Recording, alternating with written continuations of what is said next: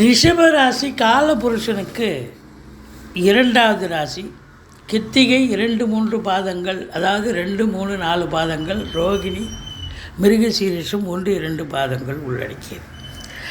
இந்த ரிஷபராசியினுடைய அதிபதி உங்களுக்கு 7ஆம் இடத்தில் விருச்சிகத்தில் 4 நாட்களும், 8ஆம் இடம் குரு பார்வையில் 25 நாட்களும் சஞ்சாரம் செய்கிறார். குரு பார்வையில் இருக்கிறதால 8ஆம் இடமாக இருந்தாலும் குறை ஒன்றும் இல்லை, சூப்பர் அப்படின்னு சொல்லலாம். இப்போ கௌரவம், புகழ், அந்தஸ்து, செல்வாக்கு கண்டிப்பாக கிடைக்கும். உங்களுக்கு மறைமுகமான வருமானங்கள் வரும் அப்படின்னு சொல்லலாம். மறைமுகமான வருமானம் வரும். 2ஆம் இடத்து அதிபதி புதன் உங்களுக்கு 8ஆம் இடத்துல 8 நாளும், மீதி 9ஆம் இடத்துல 21 நாள் அதிகபட்சமாக மகரத்தில் தான் இருக்கார் புதன். அப்போ பொருளாதாரம் நிச்சயமாக சிறப்பாக இருக்கும். ராசிநாதன் நிலையை பற்றி பார்த்துட்டோம். தொழில் எப்படி இருக்கும் அப்படின்னு பார்த்தீங்கன்னா, 10ஆம் இடத்து அதிபதி சனி பகவான் 10இல் ஆட்சி மூலத்திரிகோண வீட்டில் அமர்ந்திருக்கிறார். அப்போது ராகு 11 சொல்லவே தலை சூப்பர். 12 குரு இருந்தாலும் குரு பார்வை கோடி நன்மை. 4ஆம் இடம், 6ஆம் இடம், 8ஆம் இடத்தை குரு பார்ப்பதால் இந்த தை மாதம் இந்த ரிஷபராசியில் பிறந்த அன்பர்களுக்கு நிச்சயமாக ரொம்ப சிறப்பான ஒரு மாதமாகத்தான் விளங்கப் போகிறது அப்படின்னு சொல்லலாம். தொழில் ரொம்ப நல்லா இருக்கும். ரொம்ப இன்வால்மெண்ட்டாக 10இல் சனி பகவான் இருக்குது. ஸ்தானாதிபதி கர்மஸ்தானத்தில் இருக்காருங்க. இந்த ரிஷபத்தில் பிறந்தவங்க ஆணாக இருக்கட்டும் பெண்ணாக இருக்கட்டும், நான் படிச்சுட்டு 2 வருஷமாக சும்மா உட்காண்டிருக்கேன், வேலை இல்லை அப்படின்னு சொல்கிறதுக்கு வாய்ப்பே இல்லை. உங்கள் ஜனனகால ஜாதக அமைப்புப்படி வேலை கிடைக்கணுன்னா எந்த டிபார்ட்மெண்ட்டில் கிடைக்குமோ அது கிடச்சி வேலையில் போய் உட்காந்து பிஸி ஆகிடுவீங்க. இல்லை தொழில் பண்ணணுன்னு அமைப்பு இருந்தால் தொழில் பண்ணி பிஸி ஆகிடுவீங்க. ஸோ மொத்தத்தில் நீங்கள் வெட்டி ஆஃபீஸராக இருக்க முடியாது. கண்டிப்பாக பிஸியஸ்ட்டு பர்சனாக இருக்க முடியும். பிஸி ஷெட்யூல், அதாவது 10இல் சனி இருந்தால் அவ்வளோ பிஸி. சாப்பிட நேரம் இல்லைங்க, உறங்க நேரம் இல்லைங்க, சதா வேலை தொழில் அதை பற்றி தாங்க நினப்பு இருக்குது அப்படின்னு சொல்லக்கூடிய ஒரு நிலை.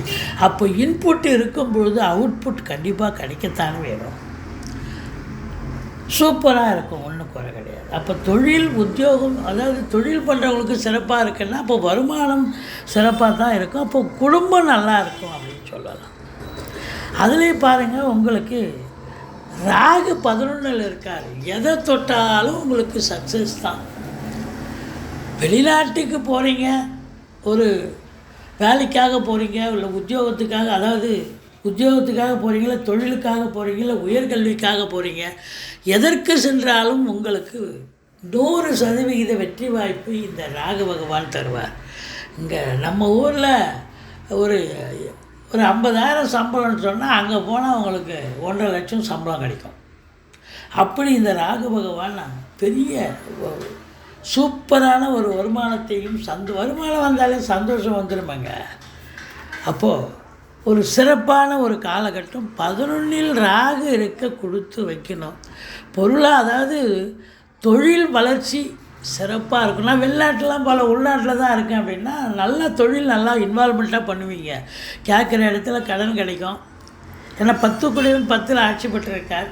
கேட்குற இடத்துல கடன் கிடைக்கும். கடனை வச்சு நல்ல தொழிலை விரிவாக்கம் பண்ணுவீங்க. இல்லை இன்னொரு தொழிலில் கூடுதலாக இப்போ இன்னொரு பிரான்ச் ஓப்பன் பண்ணுவீங்க. ரொம்ப சிறப்பாக இருக்கும். அதுலேயும் பாருங்கள், இந்த தொழில் பண்ணுறவங்க இந்த கனெக்டட் வித்து ராகு கேது தொழில், அதாவது உள்நாட்டு வாணிபம், வெளிநாட்டு வாணிபம், ஏற்றுமதி இறக்குமதியாளர்கள், ஷேர் மார்க்கெட்டில் இன்வெஸ்ட் பண்ணுறவங்க, ஸ்பெக்குலேஷன் பண்ணுறவங்க, ஆன்லைன் பிஸ்னஸ் பண்ணுறவங்க, ஹோட்டல் பிஸ்னஸ் பண்ணுறவங்க, அதாவது குறிப்பாக இம்போர்ட்டிங் எக்ஸ்போர்ட் பிஸ்னஸ் பண்ணுறவங்களுக்கெல்லாம் ரொம்ப சிறப்பு. அது இங்கிருந்தே கூட பண்ணலாம், இல்லை வெளிநாடு போயும் பண்ணலாம். அவங்களுக்கெல்லாம் ரொம்ப அற்புதமான ஒரு காலகட்டம். நல்ல சம்பாத்தியம் கிடைக்கும், நல்ல சந்தோஷமான ஒரு நிலை. அப்போது சம்பாத்தியம் நல்லா இருக்குதுன்னு சொன்னால் குடும்பம் சிறப்பாக தானே இருக்கும். 4ஆம் இடம் தாயினுடைய நிலை எப்படி இருக்குன்னா, 4ஆம் வீட்டை குரு பார்க்குறாரு. அப்போ தாய்க்கும் உங்களுக்கும் நல்ல ஒரு அண்டர்ஸ்டாண்டிங் இருக்கும். தாயினுடைய தேக ஆரோக்கியம் எந்த குறையும் இல்லை. குரு பார்க்க கோடி நன்மை. அப்போ தாய் நல்ல ஆரோக்கியமாக இருப்பார்கள். தாய் வழி சொந்தங்களால் அனுகூலம் அப்படின்னு சொல்லலாம். அது மட்டும் இல்லை, உங்களுக்கு 4ஆம் இடம் என்பது வீடு வாகனம். அப்போ சொந்தமாக, அதாவது வண்டி வாகனங்களை வச்சு இப்போ சவாரி பண்ணுவீங்க, பொழப்பு நடத்துவீங்க, சவாரி கொடுத்து. அப்போ அதுபோல் வண்டி வாகனங்களை வச்சு பொழப்பு நடத்தக்கூடியவர்களுக்கு இந்த மாதம் சிறப்பாக நல்ல ஓடும், சவாரி கிடைக்கும், நல்ல சம்பாத்தியம் கிடைக்கும், நல்ல ஒரு மும்மடங்கு சம்பாத்தியத்தை பார்க்கக்கூடிய ஒரு மாதம் என்று சொல்லலாம். ஏங்க 2 மடங்கு சொல்லலாமல் 3 மடங்கு சொல்கிறீங்களே அப்படின்னா, அதாவது அந்த வீட்டு அதிபதி 4க்குடையவர் உங்களுக்கு 9ல் போய் உட்காண்டிருக்கார். 4ஆம் வீட்டை குரு பார்க்கிறார். அப்போ 3 மடங்கு வருமானம் கண்டிப்பாக வரும். அது மட்டும் இல்லை, இடம் விற்கணும் வாங்கணும்னு நினைக்கக்கூடிய அன்பர்களுக்கு நல்ல விலைக்கு வீடு நல்லா விற்று நல்லா இருக்கிற கடன் காட்சியை கொடுப்பீங்க. இல்லை வாங்கணும்னு நினைக்கிறவங்க நல்ல அழகான இடமா, இது மாதிரி இடம் தேடிட்டு இருந்தப்பா இப்போ தான் கிடச்சிது அப்படின்னு சொல்கிற அளவுக்கு நல்ல உங்களுக்கு மனதுக்கு பிடித்த இடமா ஒரு இடம் நல்லா கிடைக்கும். குதிர்பாடாகி நீங்கள் அதை ஃபாலோ பை ஆக்ஷன் பண்ணுவீங்க. ஸோ 4ஆம் இடம் கல்வி ஸ்தானம். கல்வி, பிள்ளைகளுடைய கல்வி மிக சிறப்பாக இருக்கும். அவங்க உள்நாட்டில் நீங்கள் படிக்க வச்சாலும் சரி, உயர்கல்விக்காக சரி, இல்லை உயர்கல்விக்காக வெளிநாடு போய் படித்தாலும் சரி, அவங்க நல்லா படிப்பாங்க. ஒன்றும் எந்த குறையும் கிடையாது. உங்களை பொறுத்தவரையிலையும் சிறப்பு. தந்தையினுடைய நிலை அப்படின்னா 9ஆம் இடத்து அதிபதி 12ல் இருந்தாலும் 9 பார்க்குறார். அப்போ தந்தையால் உங்களுக்கு யோக பாக்கியங்கள் கிடைக்கும். ஆனால் தந்தையால் செலவினங்கள் ஏற்படும் அப்படின்னு கூட சொல்லலாம். ஆனால் தந்தையினுடைய நிலை சிறப்பாக இருக்கிறது. பிள்ளைகளுடைய நிலை அப்படின்னு பார்த்தீங்கன்னா 5ல் கேது இருக்கார்.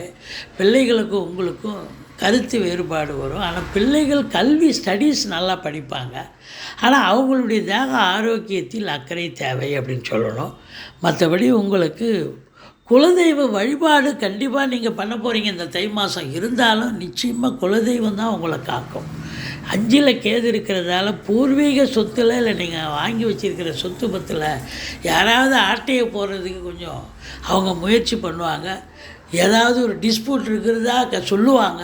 இப்போ நீங்கள் குலதெய்வ வழிபாடு பண்ணிவிட்டு போங்க, எந்த ஒரு பிரச்சனையும் தலைக்கு வர்றது தலைப்பாயோட போகுங்க. மற்றபடி குறை ஒன்றும் இல்லை அப்படின்னு சொல்லலாம்.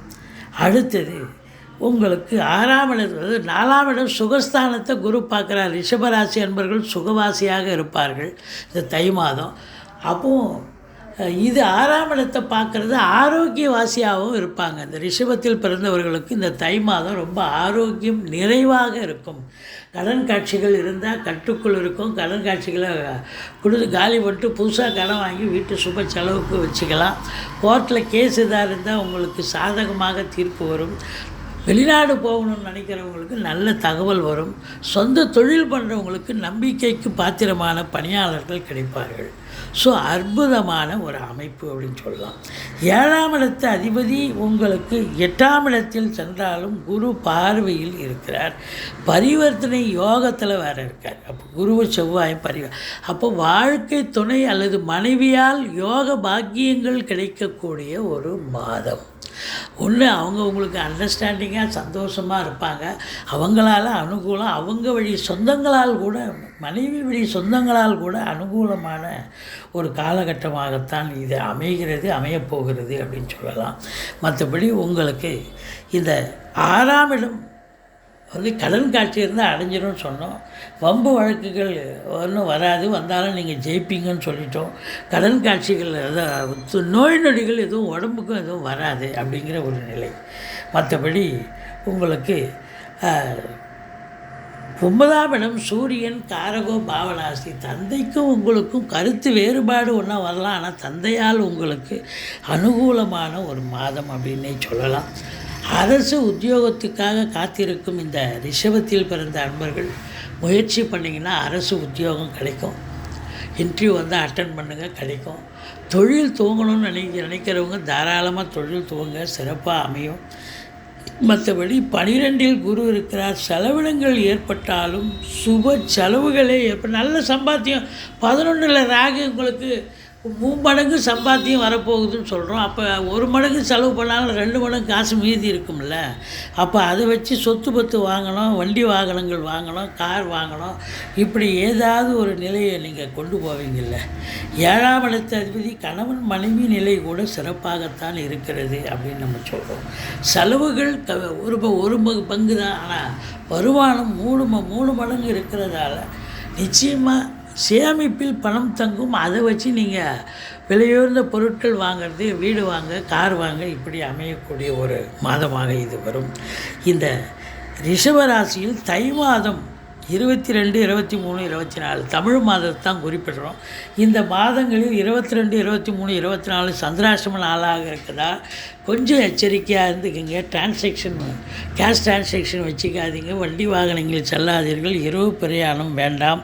மற்றபடி இந்த ரிஷப ராசியில் பிறந்த அன்பர்களுக்கு இந்த மாதம் நோ டென்ஷன், எந்த ஒரு டென்ஷனும் இருக்காது. சந்தோஷகரமான மன நிம்மதி நிறைந்த சாதிக்கக்கூடிய ஒரு மாதமாக விளங்கப் போகிறது. நீங்கள் வணங்க வேண்டிய தெய்வம் பிள்ளையாரை வழிபாடு செய்யுங்கள்.